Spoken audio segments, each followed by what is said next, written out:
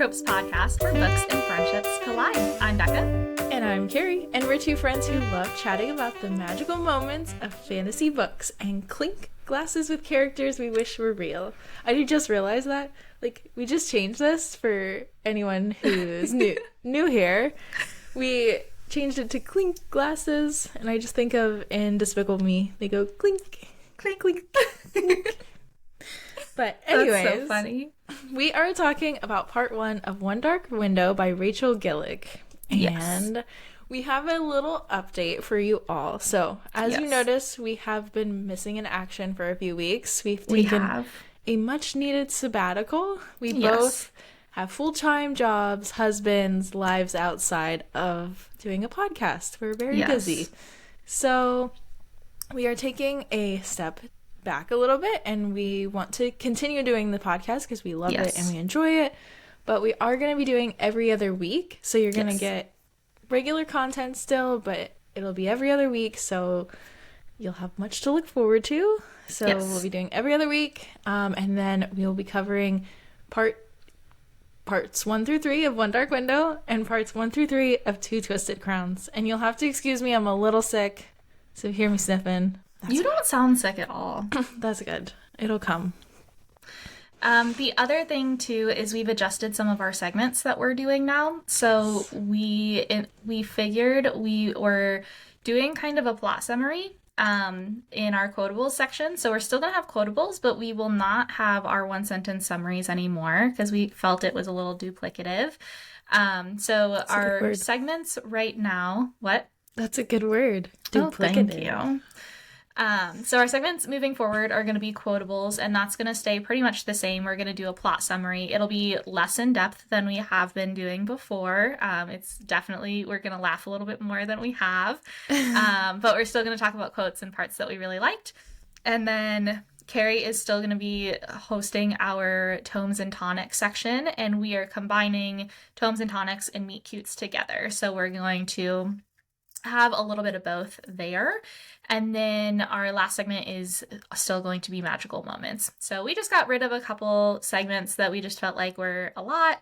And we're just, really wanting to,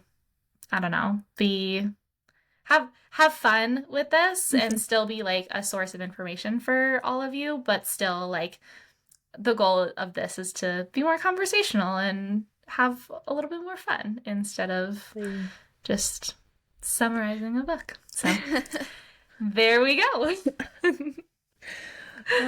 It'll be great. We're excited, and we hope you enjoy and laugh along with us. Yes. If we laugh. We love to laugh. Yes, we're funny people in real life. Are we?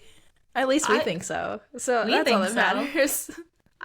Every time Keri sends me a voice message, I laugh basically the whole time. I'm like, It's because I'm usually driving and something happens. But no, I think we're funny. Yeah, we're hilarious. We're witty. We have smart humor. Yeah, we'll go with that. But back to the book. As Keri said, we're covering One Dark Window. Whoop, whoop. We're still going to be non-spoilers. So I forgot to introduce what we're doing. I forgot that part. That you haven't read the book. Yes. So if you go back, we did it in our book bait episode. Oh yeah. That was so long ago. So if you want a little bit more information about One Dark Window and how we are approaching it, please go back and listen to our book bait episode. We go into a lot more detail. But long story short, I have not read this book yet. Keri has read both One Dark Window and Two Twisted Crowns, which is changing it up because before she hadn't read the book. So that'll be to torture you now. I know. I'm gonna have all the questions. I think we're still non-spoiling because I have not read the book. So today, like every part, especially for One Dark Window and Two Twisted Crowns, since they are broken up into parts, the part that we're doing is the part that's in the title. So part 1 of One Dark Window. So we will not be spoiling anything past part 1. Yep. If you haven't read part 1 yet, you're welcome to stay. Just know there will be spoilers. There will be spoilers. There will be spoilers. Yeah. There will be spoilers. Good job. Thank Are you. you ready to start? I'm excited to hear your thoughts on this book. We have been very good and have not talked about it very much. We have been so good. I've gotten a few texts from Becca, but we have been very good. We've been saving it all for the podcast, and I'm very excited. Yes. Yes. Let's start at the beginning. Okay. So, right away, we meet Elspeth Spindle. Elspeth Spindle. Which we are not going to call her Elspeth Spindle every time. We need a nickname. She can be Ellie. How's that? I actually go into all her nicknames that we have so far. Oh. And meet cutes. Okay. Well, we can decide later. With her name, real quick, I know you're about to say something else, but with her name, I listened to an amazing podcast. If we want to take this out, we shout can. them out. Okay, so Flights of Fantasy covered this book. Yeah, we love them. Flights of Fantasy, you girls are life-giving. We love you. So funny. But I learned from them. I was listening to their episode because I was like, I needed, well, you hadn't read the book, so I needed someone to like talk to me about it. Yes. So apparently Elspeth is like an old version of Elizabeth, which is why Ione calls her Bess, because that's a nickname. Oh. So thank you, Flights of Fantasy. You're amazing. Thank you for teaching us. Beautiful. Shout out to them. So do we want to call her Bess? Totally up to you. I don't like Bess. I feel like she's not a Bess. We'll get into her nicknames. We'll talk about it later. And meet cutes. Yeah. Anyways, we meet her. She is our POV for this story. And she is 20. I think we decided, right? Yes, 20. And she is infected. Now, what does that mean? Keri, I would like you to explain what it means to be infected because I am confused. I think I'm still a little confused. Okay. I was thinking about this. So basically, she's infected with magic, and if I'm wrong, I'm so sorry. I'm in my reread here. But I believe she was infected from the card itself, but I believe it can be infected from the mist as well that surrounds Blender. Okay, it's something I never thought too deeply about until the reread. Okay. I may be wrong. I don't think she was infected by the card. Because when she touches the card, she says, "Oh, I didn't escape. I do have magic." No. I think she was infected from the card. Okay. But I could be wrong. Okay. We'll have to... Well, the nightmare got into her via the card. Yes. Yeah, I don't know about that, actually. Okay. Because if you touch a card, it doesn't necessarily mean you're infected. Correct. Yeah, scratch that. That doesn't make any sense. We'll go with that. Okay, so from what I understand, you get infected. I don't understand how you get infected. You get a fever. Mm-hmm. And then... I think it's from the mist, though. Is it from the mist? I'm pretty sure it's from the mist. Because people have been... Okay, we can talk about that later, because I have questions about that part, too. Anyways, she's infected. It happens as a fever. It happened when she was 11. 9 or 11. One of those. One of those. And basically what happens is you get 11. sick. 11. So you get sick and... Nope, 9. Sorry. 9? I read was infected 11 years ago when she touched her uncle's nightmare card when she was 9. I made sure to double check that because I knew that would be a question we would go over a couple of times. Okay. But I read it wrong. My apologies. Please continue your thoughts. So you get a fever, and just because you get the fever does not mean you become infected, but you can only become infected from the fever. And basically what happens is you get, if you get infected, your veins turn, black. And that's how you know you have, magic in you, right? Mm-hmm.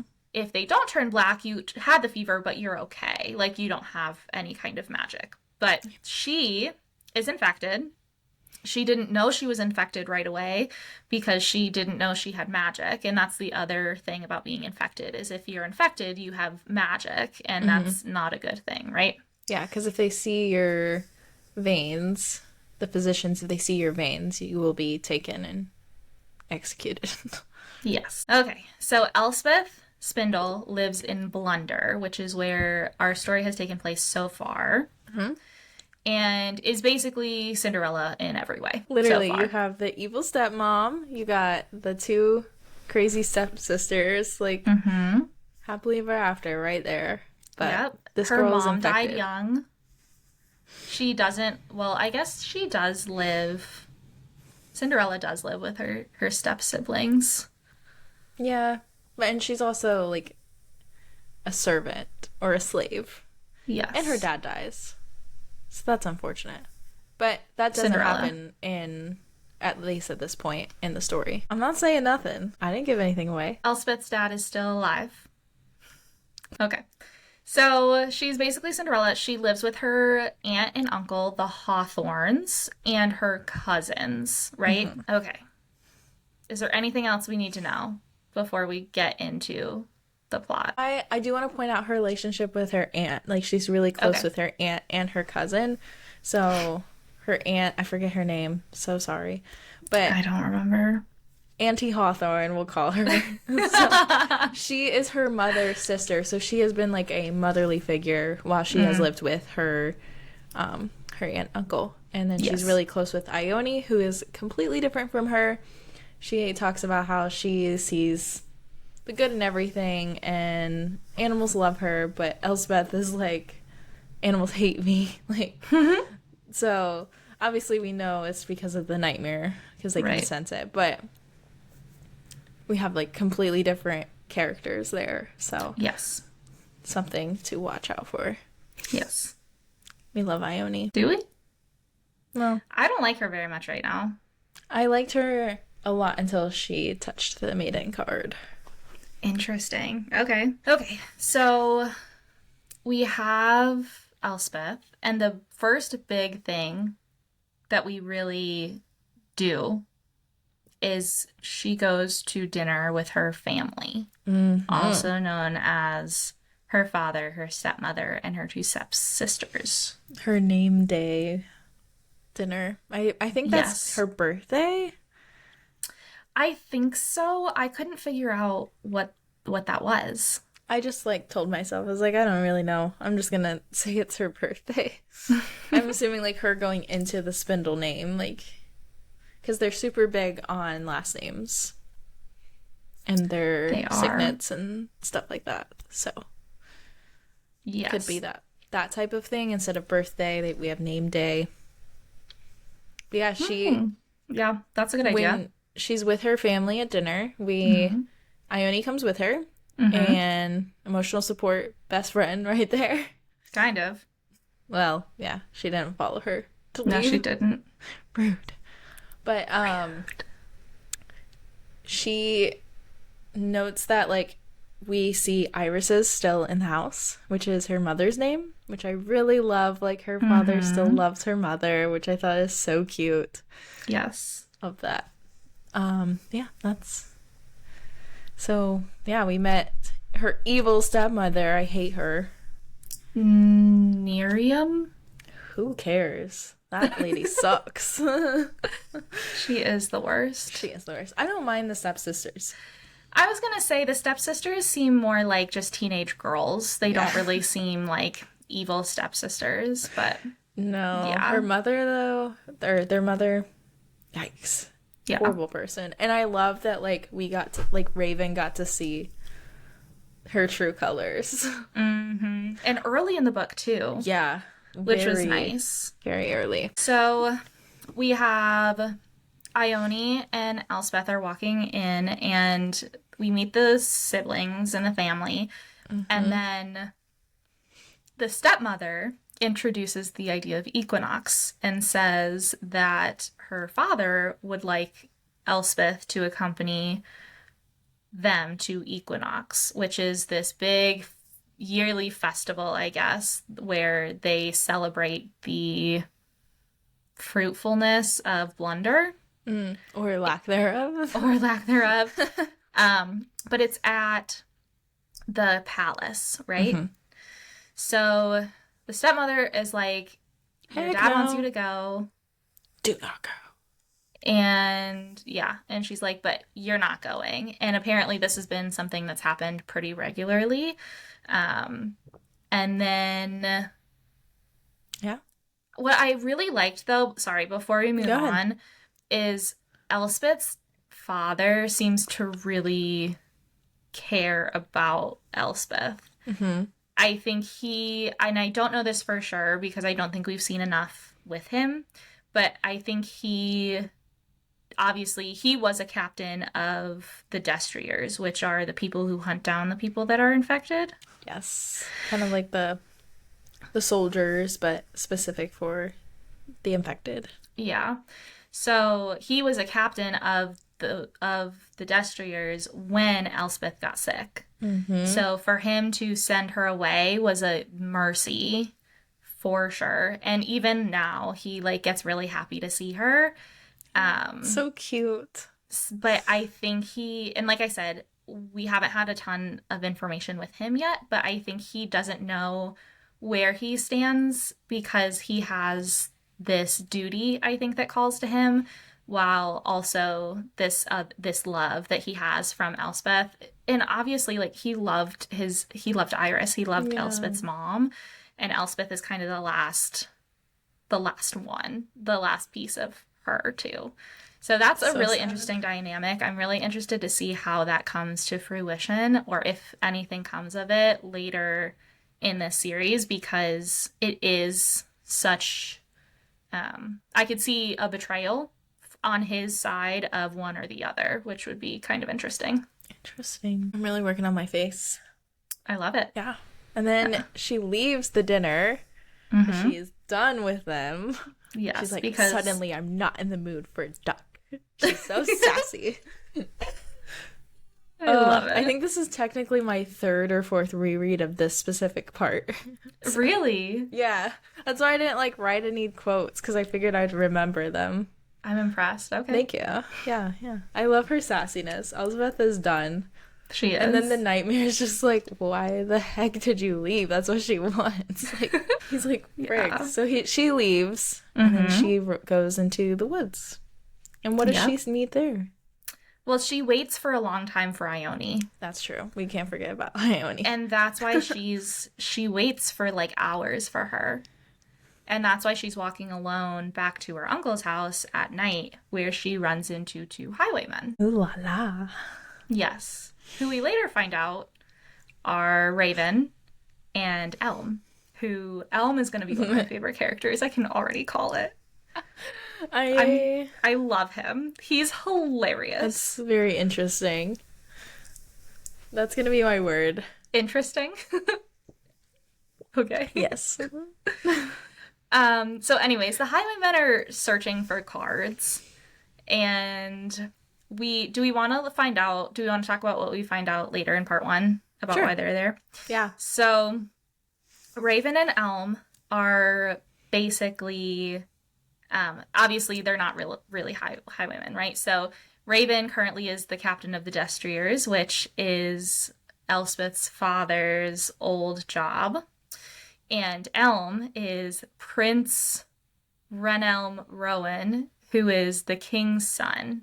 And he's the second son of the king. So he's not the heir. He's the heir apparent. Is that it? I think so. He's One of the spare. Yes, he's the spare. If you want to go back to the Queen of the England. So he's the spare. And they are on this road because who's the lady that we meet? What's her name? The one that's on the council. Is she a destrier too? No, that's Raven's Jesper. sister. It's the other two, the husband and wife. Oh, Raven's mom? Is it his mom? His mom and his dad are in the council. Okay, so his mom has a vision of this figure in shadows that's going to help them on their quest of gathering all the cards, right? So Raven and Elm are on the street and find Elspeth, who is this figure emerging from the mist out of the shadows, and she gives them a fake name. reminds me of Claire better. Tells them like she works for the Hawthorns instead of who she is.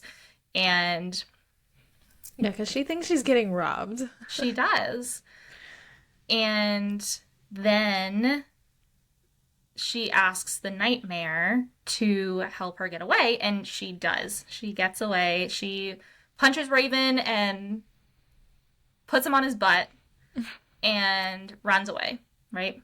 Yes. And then I think that's all that happens. Yeah. Right? I mean, it's pretty quick. She just gets away, and then they're left like, what the heck just happened? Yep. It's like a little girl just beat us up. She's not a little girl, she's 20. But still, like a 20-year-old beating two grown men, like, that doesn't happen. Especially the captain of the Destriers, which is something he talks about later, is like, I didn't understand it. Yep. And he was confused. Yep. Very confused. I'm confused.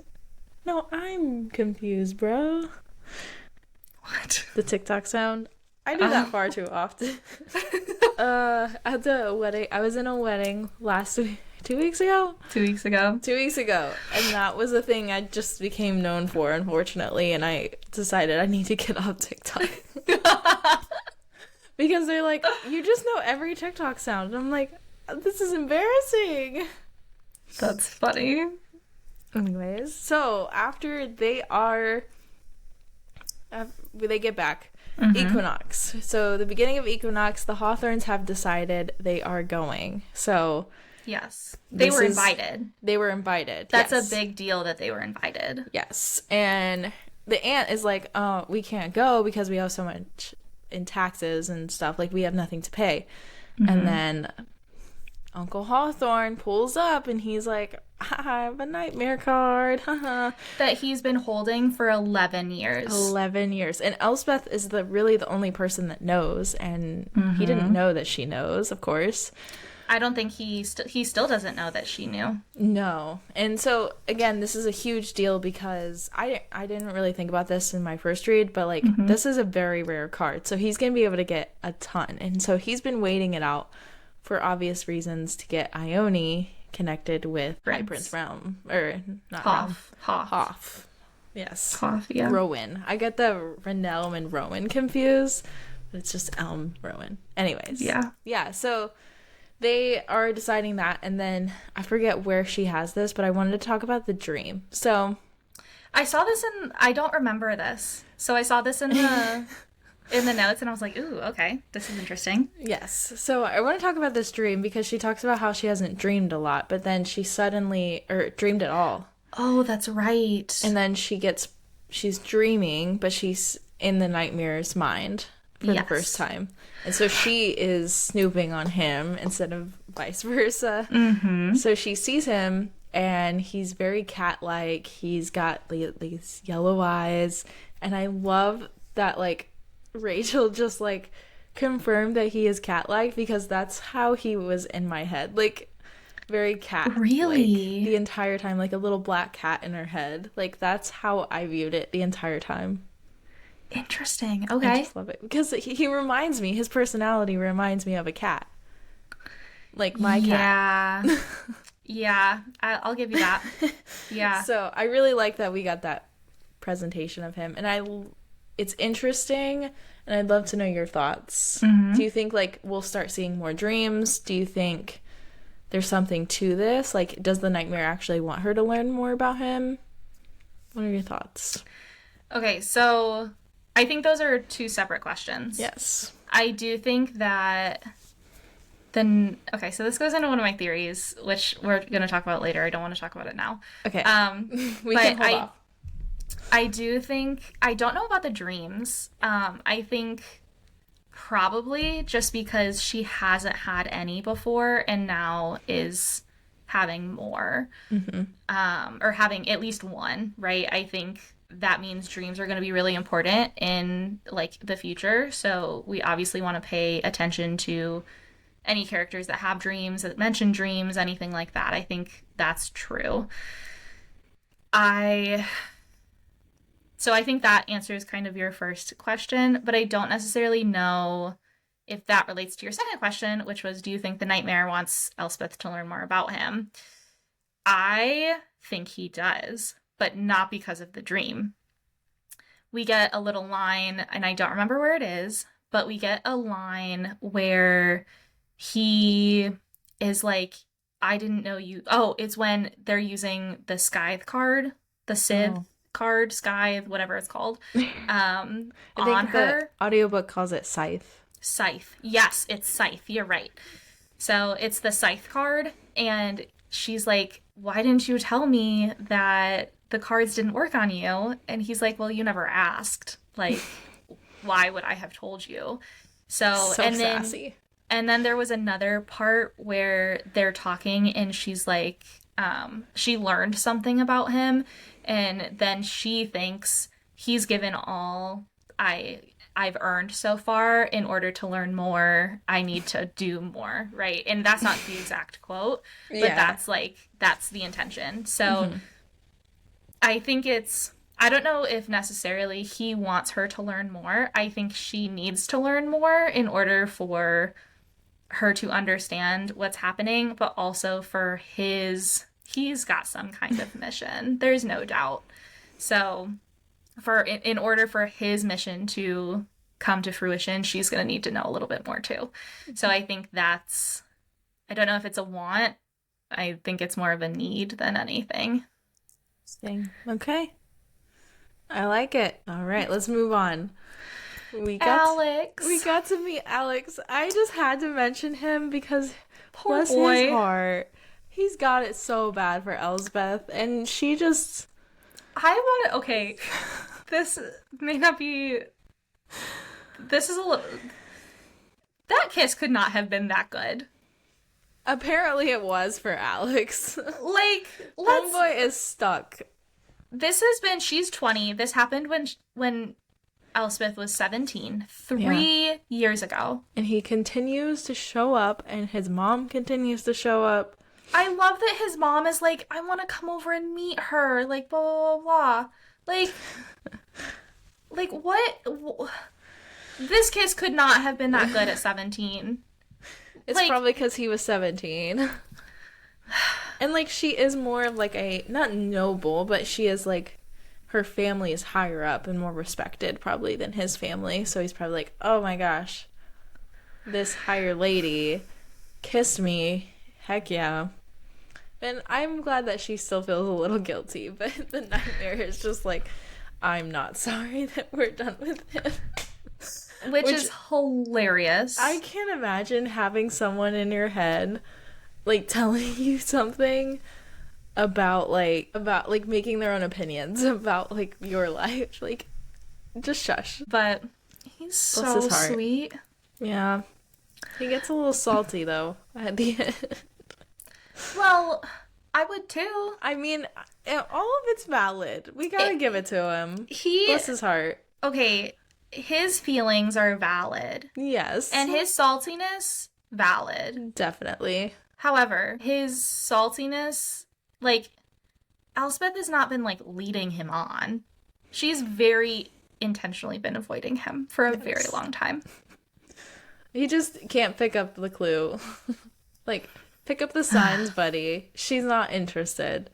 Keep on moving. Anyways. But Ione and Elspeth have this huge fight, and we know they don't really fight a lot because this is, like, a big deal for them, and they are mad. So Elspeth is like, why on earth would you want to marry Prince Hoth? Like, he's a horrible person, blah, blah, blah. And then she's like, well, he can maybe change. He'll be the king that changes things. So, like, their personalities are just at it.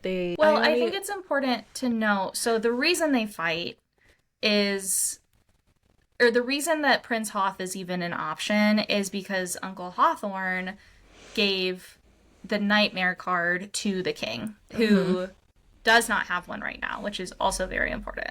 Yeah. So it's very valuable. There's only 2 nightmare cards that were made, so it's very valuable. And in return for that, they covered the taxes that you mentioned earlier. Ione gets to be the betrothed of the eldest prince, which means she's going to be queen one day, maybe. And maybe.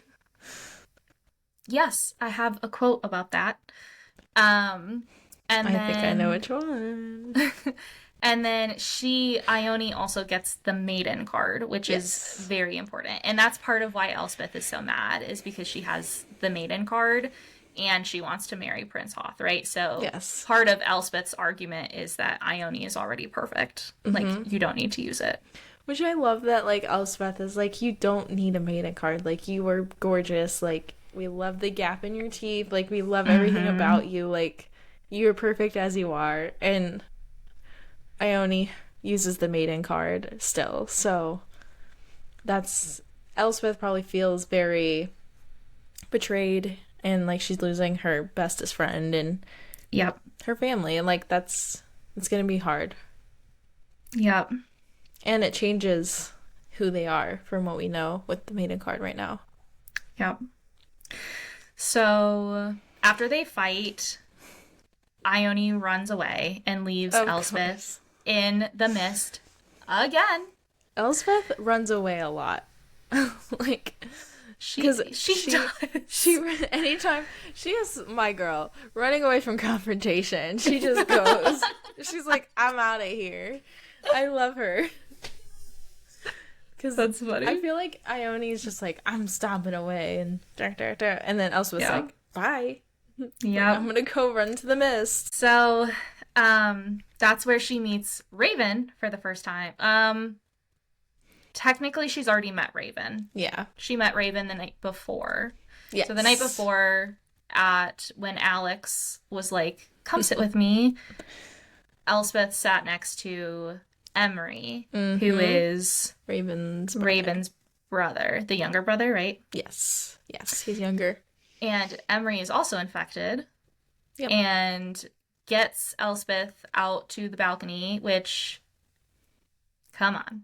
We all know bad things happen out at the balcony at palaces. We all know this. We've all seen Bridgerton. Right? So we walk out to the balcony and Emery is infected, and part of his magic is that he sees the true person behind the mask, and he like calls her out. And which I love. She's like panicking.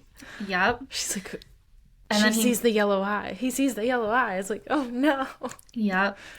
And then he starts making moves on Elspeth, and Raven comes and saves her basically. And that was the night before the Ione fight. Yes. So they've already met technically.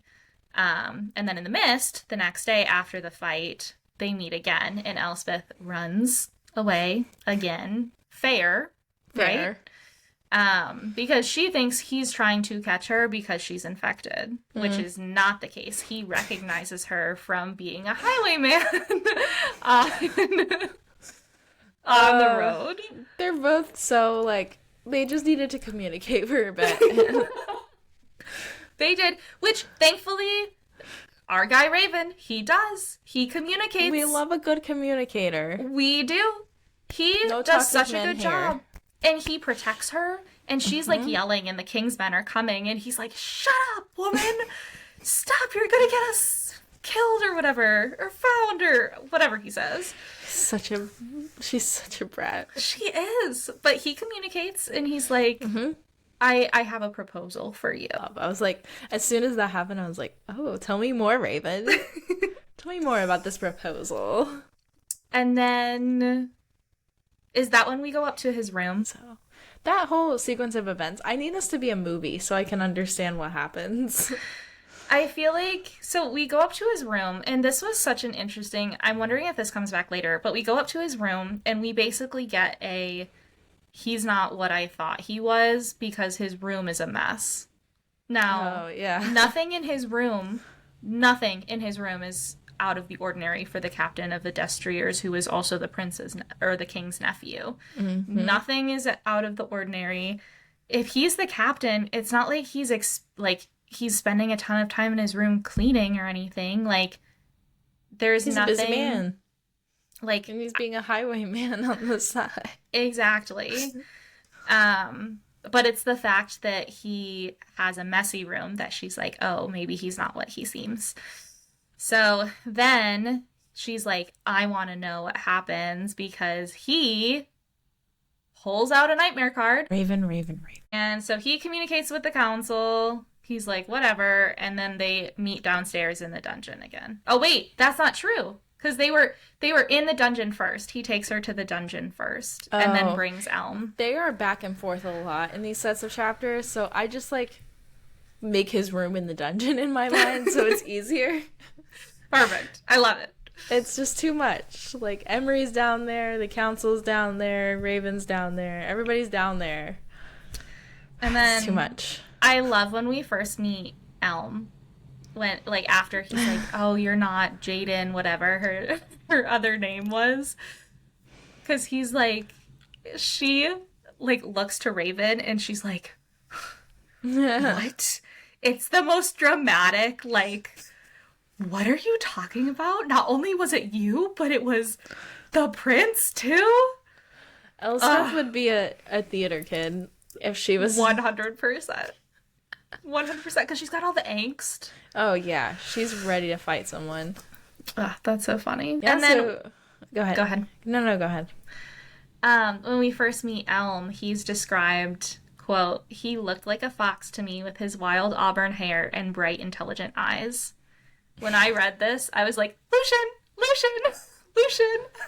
That's so funny. That's literally what Lucian, like, Lucian has a fox mask. So, for those of you who haven't read ACOTAR yet, you learn about that pretty early. Yeah. It's like first few chapters. Yeah. That's so funny. Do you think Elm is going to be more prominent in parts 2 and 3? Or do you want him to be more prevalent? I want him to. I really like him. He's kind of like a jerk, but I'm like here for it. Like you love the jerky ones. Well, no, okay. Characters. I don't. Remember the guy from Addie LaRue who was Henry's friend? Oh, yeah. You didn't. That was different. Was it? I don't think it was. I feel like Elm is different. Like, Elm is, like, protective of his council. And of Raven, especially. I feel like Elm is, like, the funny older brother. And, like, that's kind of why I'm, like, here for it. Because I'm, like, I have no interest in any romantic feelings here.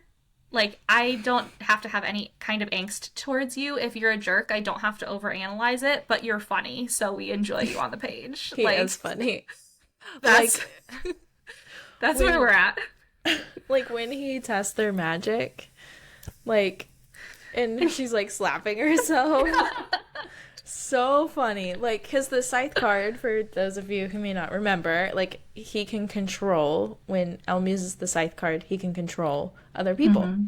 So he makes her, like, slap herself and do silly things. Like, that was just, like, it took me out of the story and just made me laugh, because so far this book is darker than ones we read in the past. So, like, he, like, brought out that, like, funniness that we really needed. That's why I liked him, because I needed a little bit of brevity.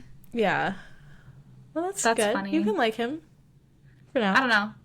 I think that's why I'm, like, here for it, because I don't want any romantic, like, I have no romantic feelings. We're not here for that. Okay.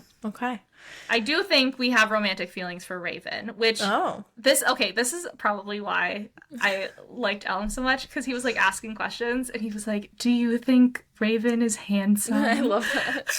and she's like, yes. Yes. And he, like, smirks, and he's like, he, like, can't even, like, hold it in, because he's like, she thinks I'm cute. And they're so confused, like, yeah, we'll get to that in a second, I think. I didn't write that down, but we can get to that in a second. They're so funny. I, like, can't with them. So the whole reason for this council, I'm going to back up a second, is that she's agreed to help with the reunification of the cards. So all the Providence cards need to be reunited. So they need the numbers of each. I don't think they need all of them, but they need each one, if that makes sense. Yes, they need a suit. Yes, that's a good way to put it. Mm-hmm. So they do need all of them, but the Twin Adlers card, nobody knows where it is. Correct. So that one we can assume is going to be the last one that we learn about. Correct. So interesting. I'm like trying to filter the things I say before they come out. This is It's hard. This is really hard. Like, I wanted to like listen to part 2 yesterday, and I was like, no, because then I'm gonna get confused and then I'm gonna spoil something in part 2. Like, that's just not even nice. Anyways, I'm really bad with spoilers for those who didn't listen to the bookbait episode. Or any previous episode. Yeah, I'm really bad at spoilers. We are doing an exercise in self-control. And just filtering our thoughts before they come out. But yeah, anyways, enough about me. Reunifying the cards. So it'll be interesting knowing that like she can see the cards, how she will get the cards, and what that will look like. Yep. I think what's interesting, so to kind of piggyback off of what you just said, they are working separately from the king right now. So let's back up a lot. Let's back up to very, very far back. So there was a shepherd king, and I'll go more in depth in this in our magical moments, but there was a shepherd king who wanted magic, and he partnered with the spirit of the wood and created these providence cards.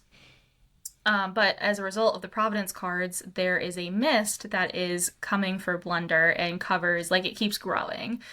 So it keeps covering more and more land. And I think at one point, Elspeth says, like, if we don't stop the mist, like, it'll cover Blunder in my lifetime. So it's growing pretty quickly. Mm-hmm.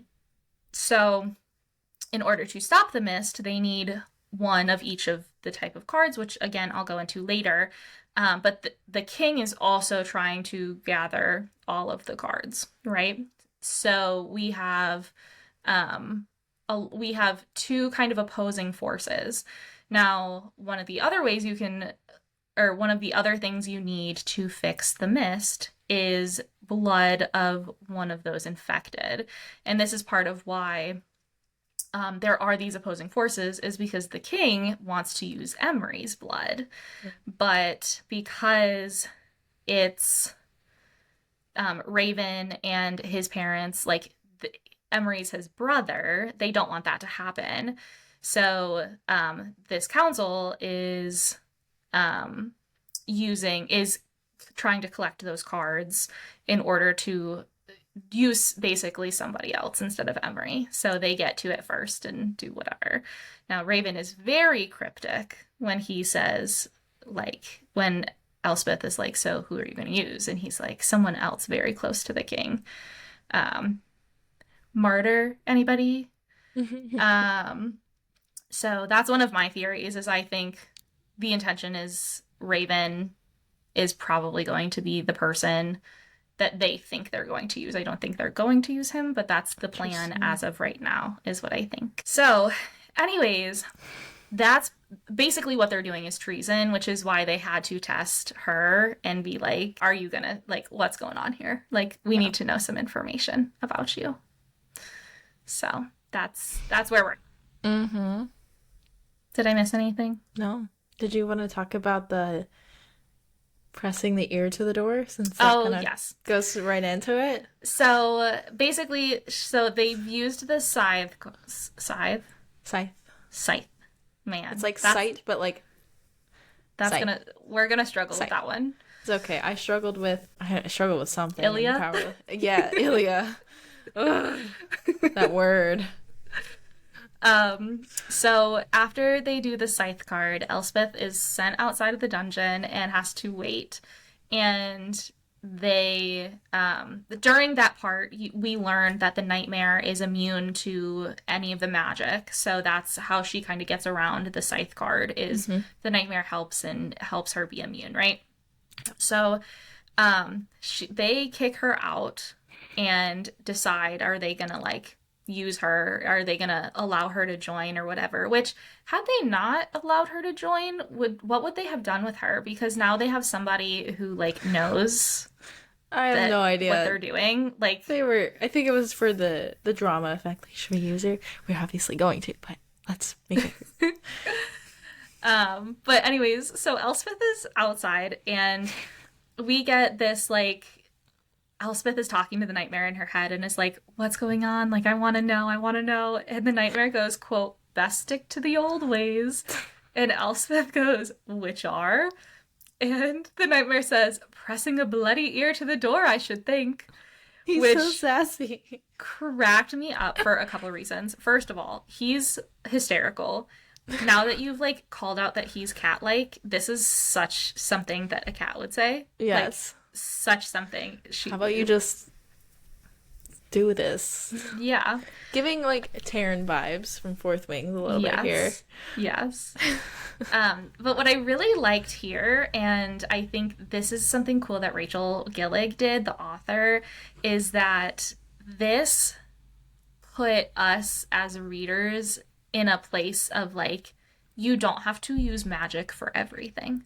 Yeah. So, like, up to this point, we really, like, everything that Elspeth has done really has been somehow related to her magic. Getting away from the Highwaymen, getting away from Raven, going into the mist. Like, all of those things have to do with magic. And even Ione, like, transforming with the Maiden card. And, like, all of these things have had to do with magic very specifically. And I loved that she was like, you don't have to use magic for everything. Like, you're good. You can do, like, we can put your ear to the door. Like, we're good. Like, some things are just very simple. Yeah, she also shows this when Raven's fighting off, like, the other Destriers and, like, the drunk men and stuff. When he's trying to protect Emery when he leaves. And they're trying to find him, and they're, like, because Emery started a fight. It was a whole thing. So we also see, like, he has just, like, raw power, like, not magical power. Like, he has worked hard for what he has. Yeah. So I think that's also, like, one of the reminders too. She's like, hey, this is, like, not just a magical world. Like, you still have to fight, kind of like with Fourth Wing again. Exactly. Because I'm rereading it, so we're gonna go right back to comparing everything. I love it. What was that? It? Like, did we miss anything? I'm sure we missed stuff, but did you want to talk about Ione using the Maiden card? No, we've mentioned it, but we didn't talk about that scene. Basically, she's now used the Maiden card during the announcement of the betrothal. So that was after their fight. So they announced, like, Prince Hoth is like, and my bride, and she comes out, and, like, everyone's like, whoa, she's gorgeous. Like, but she's Ione. Using the Maiden card. Yes. Yeah. And so Elspeth is pissed. So there's a lot of tension there. A lot of tension. There's a lot of tension in this book so far. A lot. Oh, and then Raven being infected. We almost forgot about that. So this one was not, like, I guessed this one pretty quickly. Yeah, me too. And when he said it, I was like, oh, we didn't already know that when I first read it.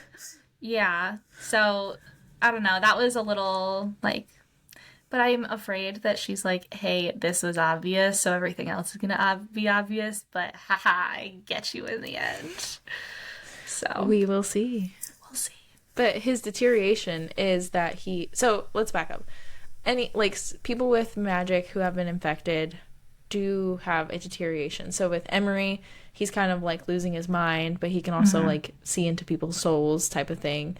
And most of the people, from what I understand, do have that same thing where they're just, like, going crazy, where they're physically deteriorating, like, you can tell.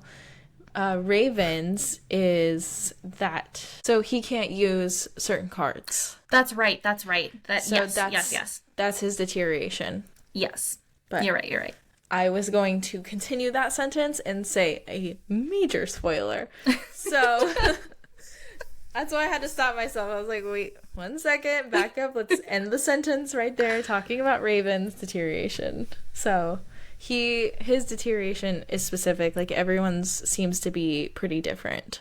Yes. So just depends on the magic in the person and how far they are deteriorating. So yes. Yeah, did we forget anything else? I don't think so. I like this. Me too. This has been super fun. Hopefully you all are enjoying it as well. We're just in our own little world here. We are. Anyways, let's move on to Tomes and Tonics and Meet Cutes, our new combined section. Yes. We're going to cover our 3 main characters, or what I thought would be our 3 main characters. 3 main people we're talking about. I want to do less of like the side characters, and if we need someone to bring up that we see maybe more of later, we'll talk about them. Okay. So we're going to start with 3. Interesting. Okay.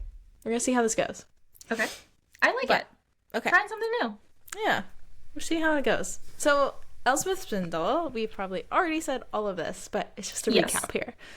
So, she's a 20-year-old survivor of the infection and was affected 11 years ago, not when she was 11, and she touched her uncle's nightmare card when she was 9. Yes. So, because of this, she was sent to her aunt and uncle's house, the Hawthorns, in order to help hide the infection from the Destriers, who her father was before Raven was, the captain.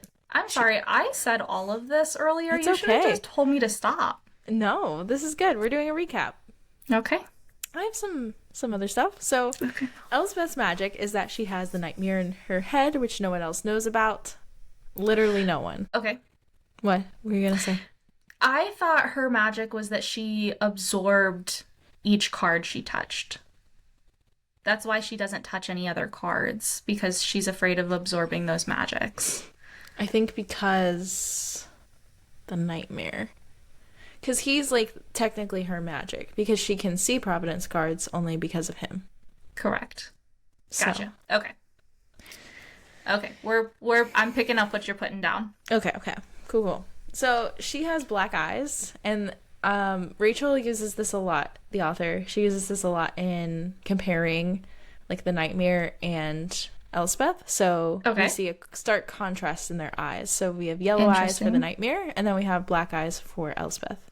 Okay. She talks about eyes a lot. So I don't understand. So does Rebecca Yarros. That's true. Onyx. Anyways, so her nicknames, here we go, as promised. Oh, yes. So we have Bess, the fairest of all Yarrow, which is from her dad, and Dear One. Yes. There's also a bunch that the Nightmare calls her, but I didn't feel like looking them all up. So, Dear One, we're going to go with.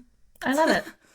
Totally fine. So, Elspeth lost her mom when she was young to the infection. Her name was Iris, and she now has an evil stepmother and 2 twin stepsisters, which we talked about already. Mm-hmm. So, her tonic, I said an Earl Grey tea with milk. What did you say? Okay.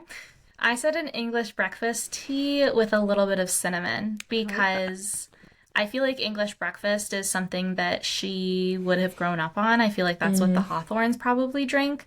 But I think a little bit of cinnamon is her, like, she needs a little bit of extra punch because she has the nightmare. I like that. It's a good choice. We both yours was a good choice, too. Honestly, that's what I was going to say before I saw yours, and I was like, well, gotta pick something else. Well, that's what happens. That's what happens to whoever does the outline first. Yeah, well, also, this was my section, so I had to do it first. That's true. Next time, we'll just copy and paste, and you can know who I have ahead of time. All right, our next meet cute is Ione Hawthorne. So Ione is Elspeth's cousin, who we learn is the opposite of Elspeth, which I apparently already talked about. But they probably get along, like have gotten along all these years because they balance one another out really well. So Ione is beautiful, she's humble, has a gap between her 2 front teeth, and is now using the maiden card, so her appearance is not what it used to be. Ione is now engaged to High Prince Rowan, and so she is now set to be the future queen. I wrote king, but who's counting? But our question here is, has the maiden card changed everything about Ione? So I guess we'll see. Ooh. Okay. I said for her who she currently is, as we know her, lemonade with a fresh lemon slice and a mashed strawberry. Interesting. Okay. What'd you say? I said she was crayon grape juice. Why? Because crayon grape juice tries to be grape juice, but it's not because it has cranberry in it. And I feel like that's what Ione is trying to do. She's trying to be grape juice, but she has that cranberry in her. I like that. And I feel like, yeah, the cranberry is just gonna keep her from being full grape juice, you know? Can we talk about how cran apple and cran is like so much better in the sky. Why is that a thing? Like on planes? Yes. That is my go-to drink on planes. I'm like, I don't want anything else. I want a cran apple. Or if they don't have that, I'll do cranberry juice. But do I ever drink cranberry juice at home? Never. What? It's just like what I want. That's so funny. It tastes so drink much better. apple juice on planes. Oh, I'm that's a good such a child. No. Anytime I go out for breakfast, I get apple juice. And the waitress Interesting. always looks at me weird. She's like, My sister "Sure?" does the same thing, though. She So loves good. apple juice in the morning. I'm like, it's too sweet for me in the morning. I love orange juice. Oh, I do like orange juice. Big glass. Orange juice sometimes is just like too tangy. You know? That's what I love. It punches you in the face. That's what I need in the morning. So, wake up. I was so sad this morning, like, because I'm sick, I'm trying to, like, drink a lot of orange juice. So I, like, pour myself a big cup. I get, like, halfway through. There's a gnat in my orange juice. And I was like, oh, no. no. So I was, like, freaked out, so I dumped it. But the worst. Anyways, let's get on to Raven. So Raven Yu, that's his full name. Raven is the captain of the Destriers. He's infected, and his magic is that he is unable to use certain Providence cards. Yes. He's got gray eyes. See, again, she, like, makes sure we know everybody's eye color. Black hair, and is handsome, according to Elspeth. Ooh. Mm-hmm. She thinks I'm cute. What is that from? Oh, it's from Bambi, isn't it? No, it's from Rudolph, the Red-Nosed Reindeer. Oh, I haven't seen that in years. He, like, hops around. She thinks I'm cute. She thinks I'm cute. I think that's what it's from. Well, we'll confirm. Listeners, if it's not, you can yell at us. And if it is, please see our Instagram and or TikTok for a meme about it. We need to make that. Yes, we do. Oh, man. That's so funny. That was, like, the funniest part of the whole book. Yeah. Anyways, he's the mysterious highwayman we met in the beginning of this book, and his brother is Emery Yu, who's rapidly declining from the infection and is meant to be used by the king as a sacrifice once the cards are all united. So I'm also giving you guys some, like, side character background with the main character, if that makes sense. Okay. And his sister is Jasper Yu, and she's a Destrier as well. And we meet her. Yes. Right? In the interrogation scene. Yes. We met her, and, like, they talked about her. I think her stepsisters were like, why would they let a woman be a Destrier? So. Okay. Yes. Following. But he and his family live in the mysterious Castle U, which is where we left off. They were arriving at Castle U. Yes. All of them together. Because they are courting, or fake courting. We forgot to go over that. We didn't even talk about that. What is wrong with us? So basically, got fake dating trope and forced proximity. Oh, I love it. Oh, that's so funny. So backing up to the end of part 1, there needs to be some kind of scheme. So, like, the to get Elspeth. Yeah, to get Elspeth to, like, stay at Castle U to, like, be part of the council. And their scheme that they come up with is that they want Raven to court her, and he's very against it. And she gets all butthurt, like, why are you against it? And, like, I don't know why. Like, obviously we know why he's against it, because plot device, but also I really liked that this is not, like, they're not enemies. Yeah. Like, we get a little break from that. I needed a break from that. Yeah. When I read this book. That. Yeah, we were talking about that before, that, like, I don't know, I feel like all I've read is enemies to lovers recently, and, like, sometimes, you know, just because he's the villain doesn't mean he's the love interest, you know? Yeah, and she's not, like, happy with him at the moment. You gotta keep that in mind. She is pissed. Like, they are set in the carriage, like, and they're sitting as far apart as they can, because she's like, I don't want anything to do with you, but she's also mad because of him not telling her things, so... Yeah. It's not like they're enemies. It's that they're 20-year-olds who are annoyed with each other. So. We love it. All right. What did you think? For what? For his drink.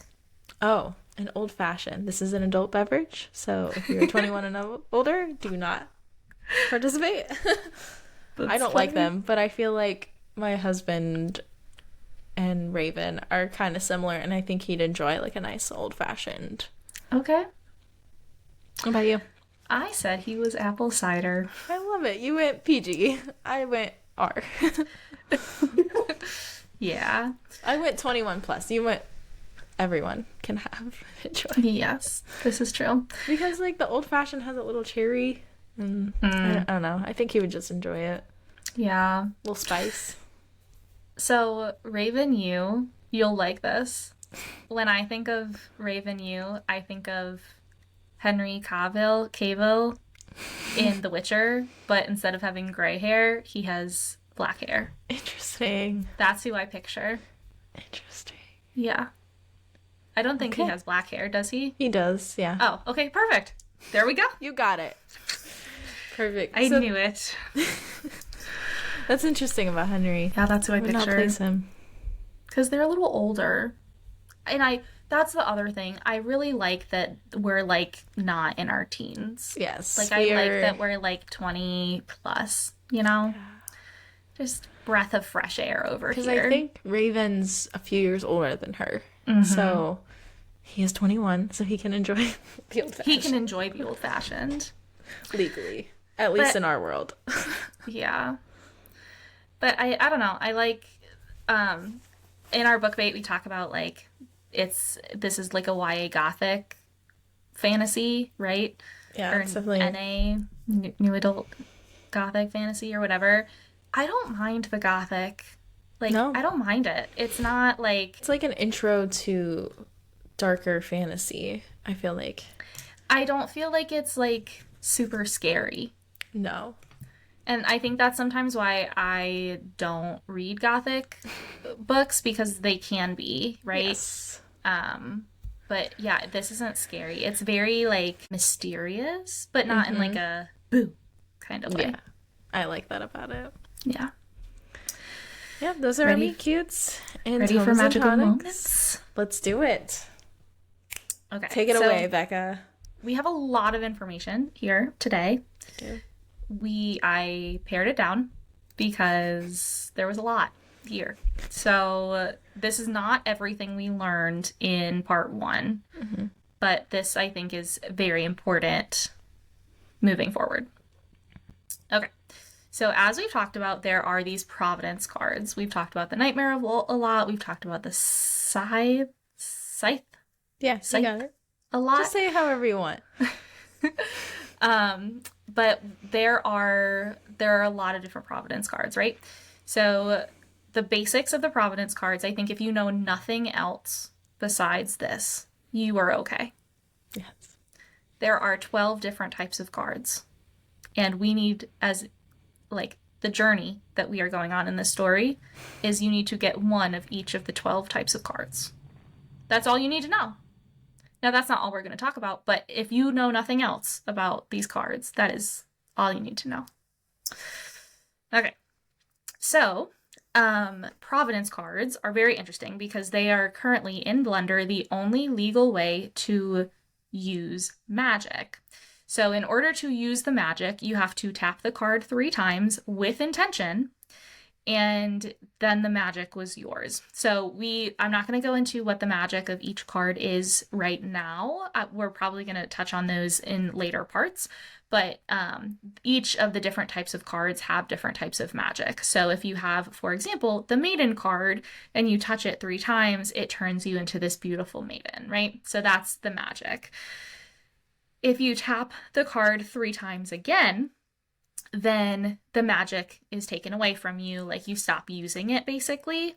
Or if the card is touched by another person, then the magic is stopped. So it's that's really cool. Now, what's important there is if you touch the card 3 times with intention and you start using the magic, you can put it down, you can hide it in a safe, and the magic is still yours. You don't have to have it on your body, which I think is going to be really important in the future.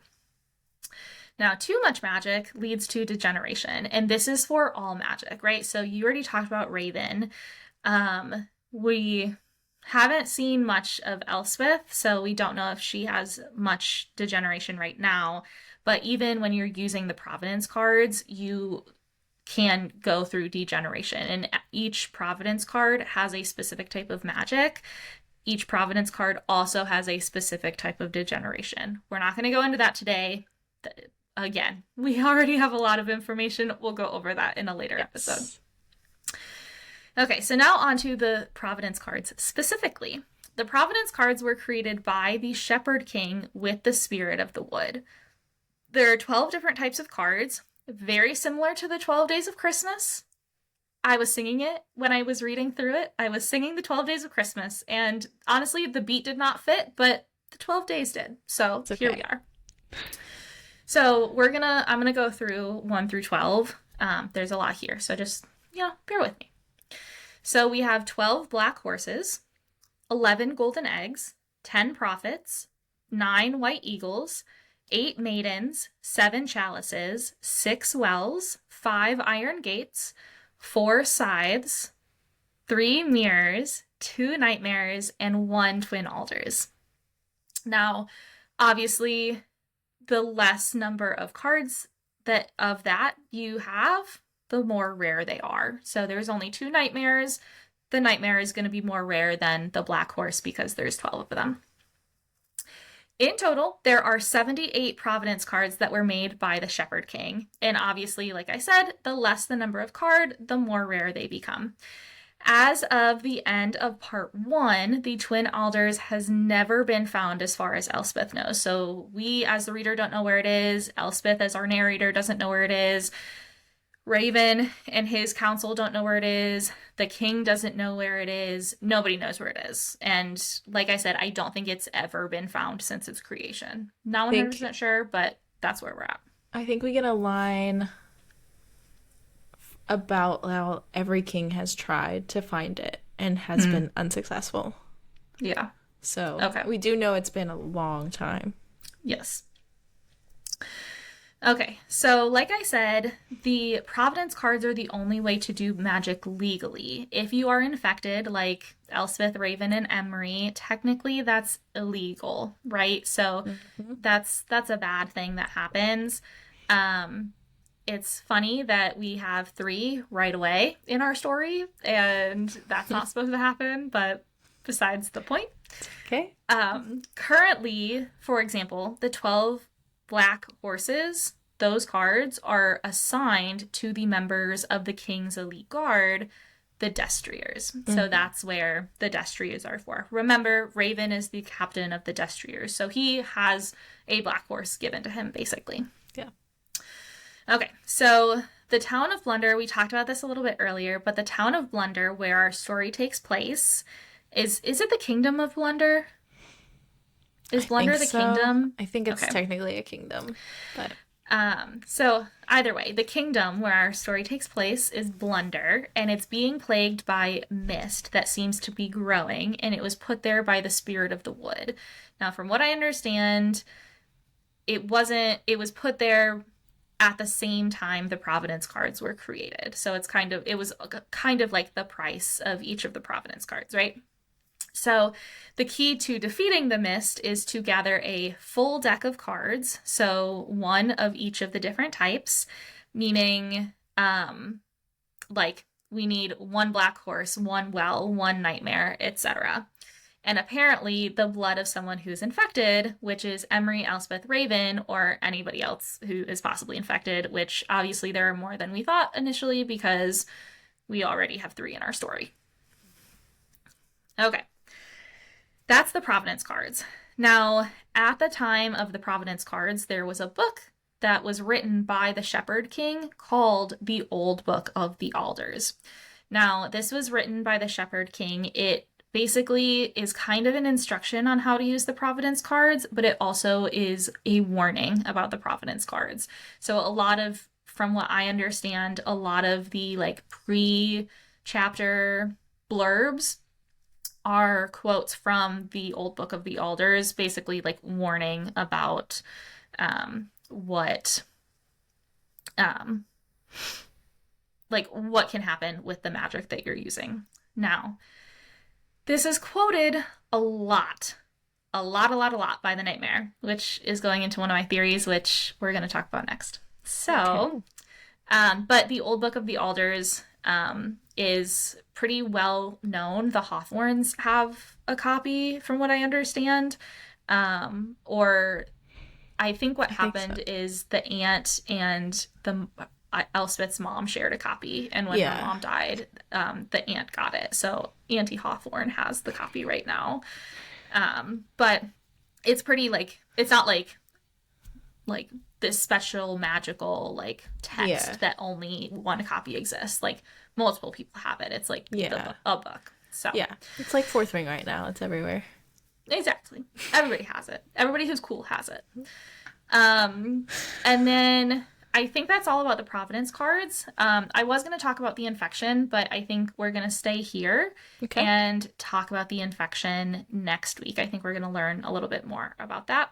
We're also going to go into specific magics of each of the cards as we start to see them. So obviously we saw some in this part, but I just wanted to get the basics down first.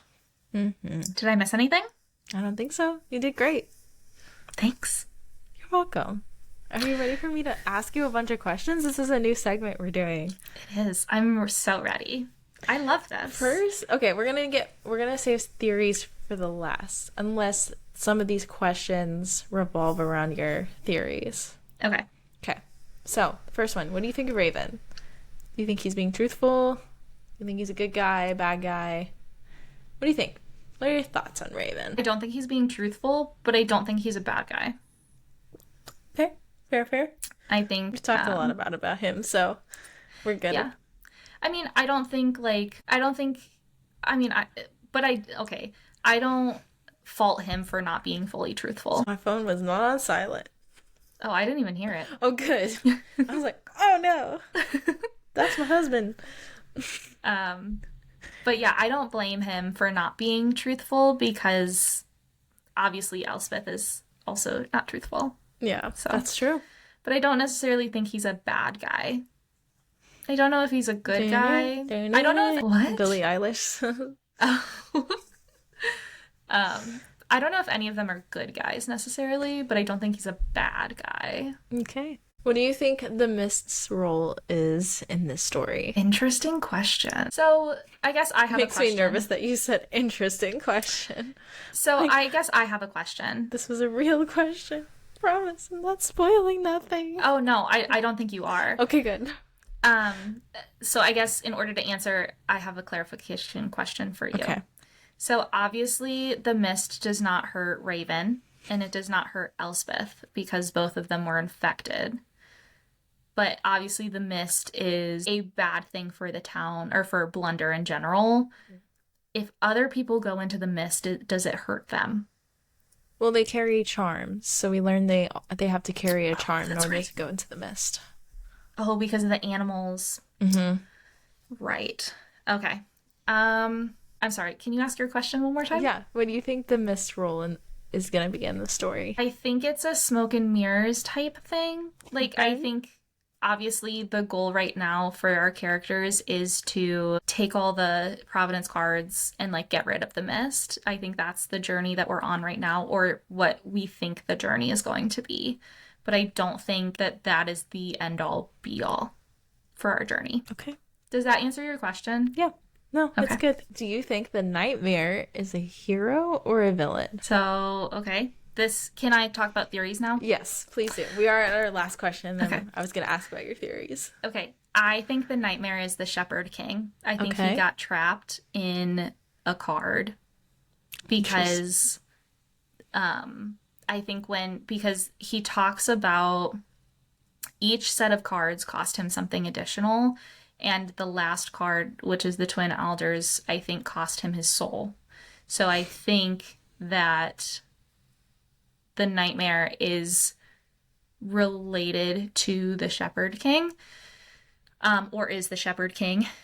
And another reason I think that is because whenever he talks about himself, he talks in very clear riddles. He typically refers to the Old Book of the Alders. He typically rhymes.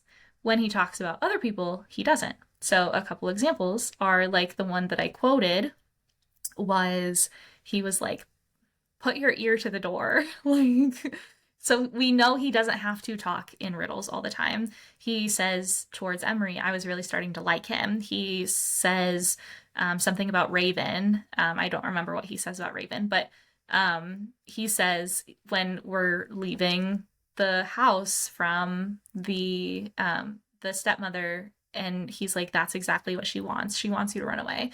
Like, I think that he talks about himself versus other people and versus magic in a very different way.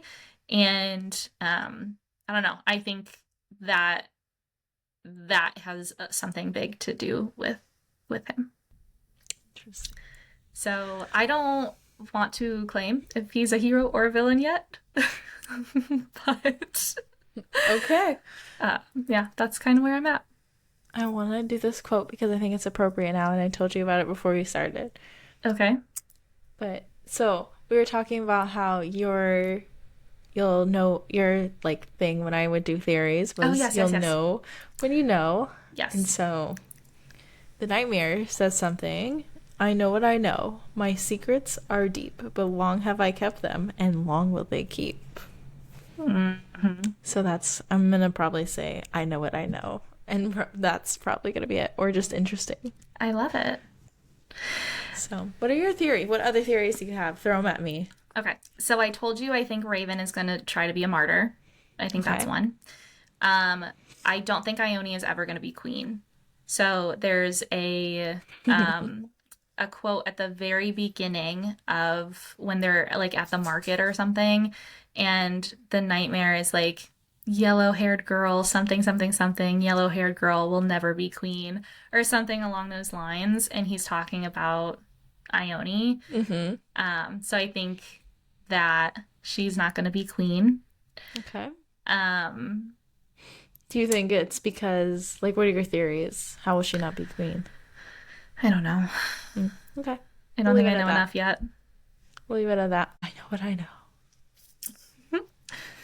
Let's see. What else do I have? Like I said, I think there are more infected than we know so far.